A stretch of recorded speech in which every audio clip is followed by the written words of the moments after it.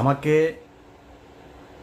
বলা হয়েছে যে জামাতের একটা গতকালকে একটা প্রতিবাদ জানিয়েছে আমার একটা বক্তব্যে। সেই বক্তব্য হচ্ছে, আমি বলেছি জামাতের যে নায়েবে আমির আছেন ওই যে তাহের সাহেব, এই তাহের হচ্ছে রয়্যাল লোক।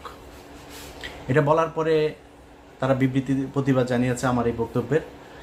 আমি এটাকে খুব পজিটিভলি নিয়েছি, কারণ জামাত একটা সংগঠন, তাদের সাংগঠনিক একটা পদক্ষেপ থাকবে, এটা কোনো ব্যাপার না। আমি ওনাদের ওই ফেসবুক পেজেও জামাত ইসলামের যে পেজ আছে সেখানে গিয়ে জামাতের লোকজনেরও বক্তব্য দেখেছি, কমেন্ট দেখেছি। আমার কাছে খারাপ লাগে নাই, ওনারা মানে খুবই বন্ধুসুলভ আচরণ করেছেন। তবে জামাতের কাছে আমার অনুরোধ থাকবে, যে অভিযোগটা আমি শুনেছি এটা তো আমার নিজের বানানো না, এটা আপনাদের ভেতর থেকে আমাকে জানিয়েছে। তার বাড়িতে নইমুল ইসলাম খান, তার বাড়িতে ছিল নাইমুল ইসলাম খান, তার বাড়িতে ছিল, এবং আবু তাহের সাহেব তাকে পালাতে সহযোগিতা করেছেন। এই ছাড়াও জামাতের আরও অনেকজনের ব্যাপারে এই বিষয় আছে। শামা ওবায়েদ বিএনপির সব তথ্য ভারতে পাচার করে। শামা ওবায়েদের সাথে এখনও শেখ হাসিনার কথা হয়। বিএনপিকে বলে রাখলাম, আপনারাও সাবধান থাকবেন। আমি যদি নাকি কোনো কথা বলি, ওই কথা বিএনপি বা জামায়াতের ক্ষতি করার জন্য না।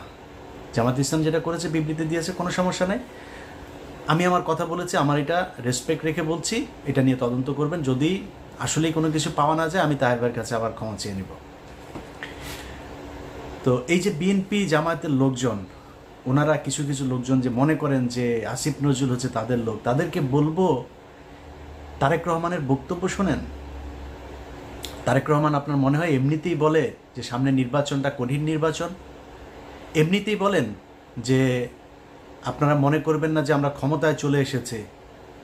এগুলো এমনি বলে না, কিন্তু তারেক রহমান খবরগুলো জানে যে তারেক রহমানকে মাইনাস করার জন্য কত ষড়যন্ত্র চলছে, এবং সেইটার পার্ট হচ্ছে এই আসিফ নজরুল, রেজওয়ানা বন্যা, আরেকটা আছে ওদের সাথে ওয়াহিদ মাহমুদ, তো নামটা ভুল করছি কিনা জানি না।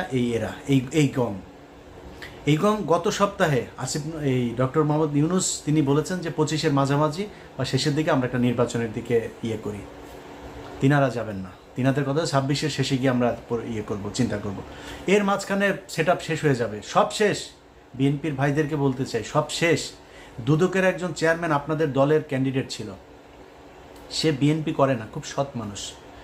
বিএনপির ওই চয়েসটা ভয়ঙ্কর রকমের খুবই সুন্দর একটা ছিল। এই আমার জীবনে আমি যত মানুষ সম্পর্কে জানি, একজন মানুষ হিসাবে জানতে পারি, এই বিচারক মোতাহার হোসেন তাদের মধ্যে একজন সৎ মানুষ।